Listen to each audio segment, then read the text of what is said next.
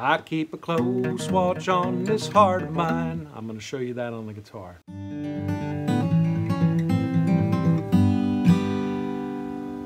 Hey, it's Bob Harris here, and if you're looking to learn fingerstyle guitar, you have come to the right place.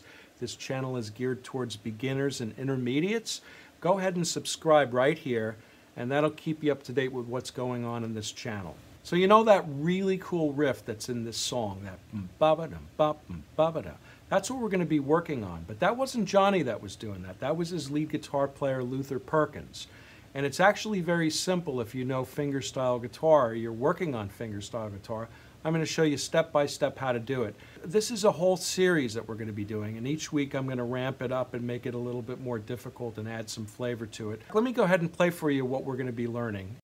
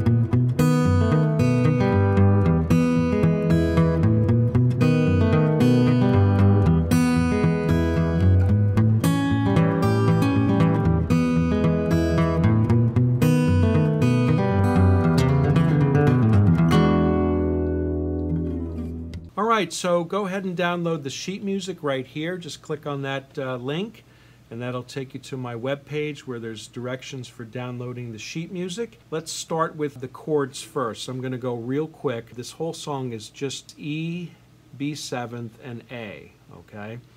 And the E chord, haven't covered that in any of my courses, but I think a lot of you guys already know this chord. And it's simply 2 frets up on the 5th string with your middle finger, 2 frets up on the 4th string with your ring finger, and then that would be an E minor chord, and all we're doing is we're adding 1 note here to make it turn it into a major chord, 1 fret up on the 3rd string. So that's an E chord, okay? A lot of E chord in this song. You need to know that chord. The next chord that we're going to be having in this song is the B7th chord, 2 frets up with your middle finger on the 5th string, 1 fret up on the 4th string with your index finger, and 2 frets up with your ring finger, and like so. So then the next chord would be either an A chord, which I have covered in my courses, or an A7th. I have it listed as an A7th chord, and that's it. There's 3 chords in this song. Alright, so if you have the sheet music, the counting of this song, let's go over this first. The song is in 4/4 timing, 4 downbeats per measure. And we're counting it out like this: 1 and 2 and 3 and 4 and. Okay, that's 1 measure. And we're going to be playing all of those notes. We're going to be playing 1 and 2 and 3 and 4 and. So in each measure we're playing 8 notes, okay, on our right hand. The right hand for this whole lesson is just thumb. We're only playing with our thumb. We're not playing any of these other fingers. Measure 1, we're holding down an E chord. Okay? If you look at the tab, that'll tell you where the notes are and what the notes are. So I'm going to play measure 1 for you real slow. And I'm going to call out the strings. So it's 6, 4, 5, 4, 6, 4, 5, 4. That's 1 measure. 6, 4, 5, 4, 6, 4, 5, 4. I hope you have your guitar with you. Pick up your guitar. Let's go ahead and try this together. We'll do it real slow. 6, 4, 5, 4, 6, 4, 5, 4. Let's try it again. Even slower. 6, 4, 5, 4, 6, 4, 5, 4. All right, before we go any further, this style of guitar is known as Travis style guitar picking. And what this is going to involve is muting the strings with our right hand. So if we were to just play it regular, like the way that we've been learning, we would be playing this 6, 4, 5, 4, and letting the strings ring out. But with this style, what you want to do is you want to take the palm of your hand and rest it on the strings and make them thud like this.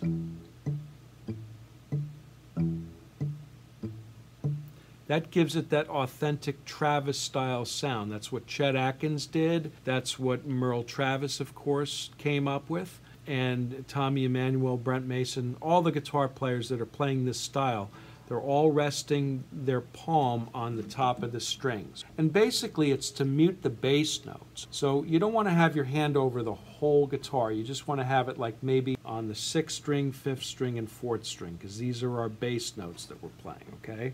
So it's the palm on the top of the guitar. I'm not pressing really hard, just very lightly. It's hard to see this. But what it is, it's a feel thing. Like if your string is ringing out too much, you just have to adjust your hand in the right place, or like if it's doing that, then you got to get your palm in there so it's thudding instead of ringing out. It could ring out a little bit, but resting the palm of your hand, that's very important for this lesson. Measure 2 is an E chord as well on the left hand. The last 2 notes, we're going to be doing a bass walk up to the B 7th chord from measure 3. So let me play measure 2 for you.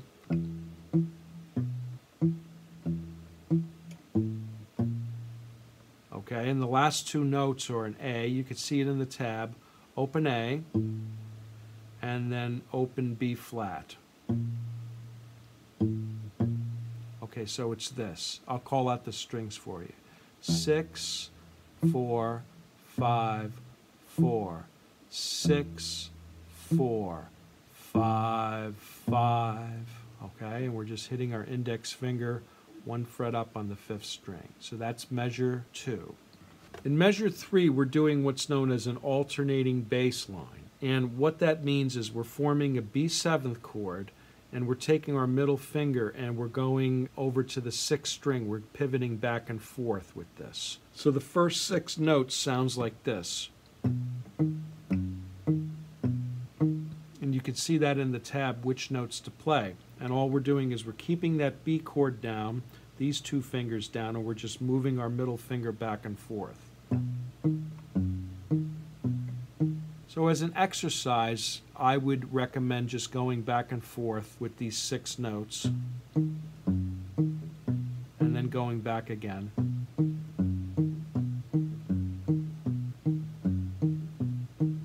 Okay, so the strings that I'm playing here, and you can see it in the tab, 5, 4, 6, 4, 5, 4. The last 2 notes of this measure is 3 frets up with our ring finger on the 6th string. So the whole measure sounds like this. Okay, so I'm going to count out the strings for you, this whole measure. So it's 5, 4, 6, 4, 5, 4, 6, 6. Measure 4 is identical to measure 2. It sounds like this.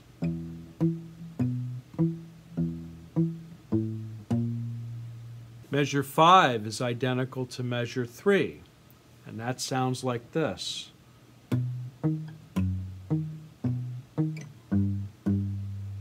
Measure 6, I'm going to play you the first 6 notes. We already know this already. We've played this before in the other measures with the E chord. It's just simply this. 6, 4, 5, 4, 6, 4. So the last 2 notes of that measure, we're just going 2 frets up on the 6th string. I'm playing this with my middle finger.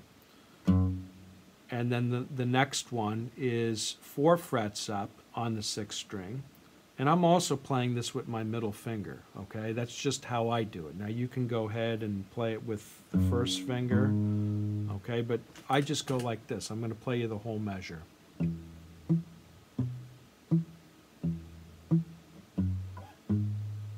just climb it right up there. I just slide my finger right up there.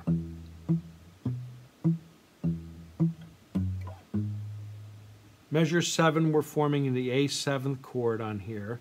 Strings 5, 4, 6, 4, 5, 4. So good practice with this is form the A chord and play these strings. 5, 4, 6, 4, 5, 4.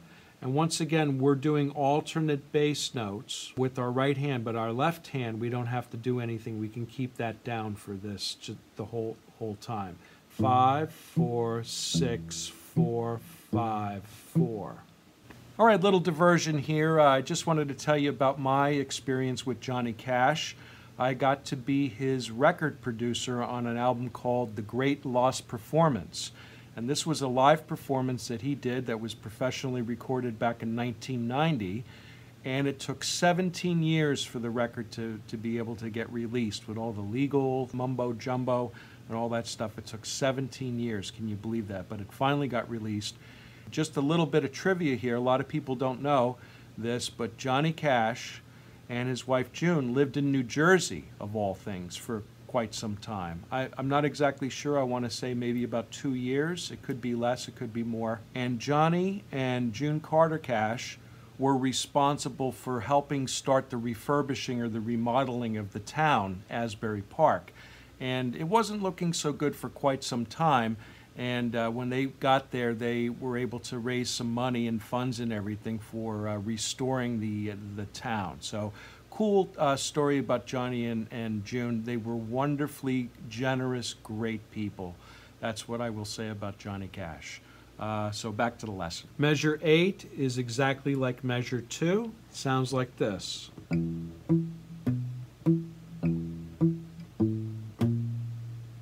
Measure 9 is exactly like measure 3. Sounds like this.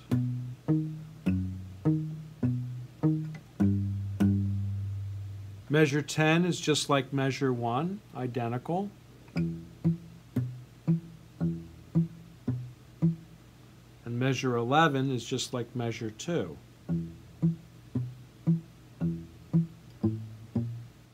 So one last point about Travis picking, they're all using a thumb pick. And you can buy this at a music store. I don't even know what they cost. I don't know where this has been laying around for years here. I use it with the banjo. Probably 75 cents for one of these things. You can probably get it online. This is a Dunlop brand. I guess there's other brands as well. You just put it on your thumb, and what it does is instead of having this type of sound, okay, it has this type of sound. I use it for Travis picking when I have to do that type of style, and I don't use it for everything. For folk music and, you know, some acoustic things and stuff, I won't use the thumb pick. But for the Travis picking to get that sound, that's what Chet Atkins does, Tommy Emmanuel, of course Merle Travis, all used a thumb pick, okay? It takes a little bit of doing to get used to, but in the long run, you're going to get that authentic sound by muting and the thumb pick. So you want to do both of those things. That differentiates it from, you know, the regular type of finger picking that we've been doing here. All right, so that's it for this week, and we are going to have a play-along that's going to be out very, very soon, within a couple of days. And if you want to watch the play-along and work with that, that's going to be available to my Guitar VIP group members only. But it's very easy to join. All you have to do is go right here, click on this button, and go and get signed up with that. Everything's free over there. And this is going to be available, the play-along is going to be available to the VIP members, and there's a lot of other things that you get for free over there too. So if you're interested in all kinds of finger picking, you're definitely going to want to sign up on that list, okay? So we will see you in the next lesson. We're going to ramp it up a little bit.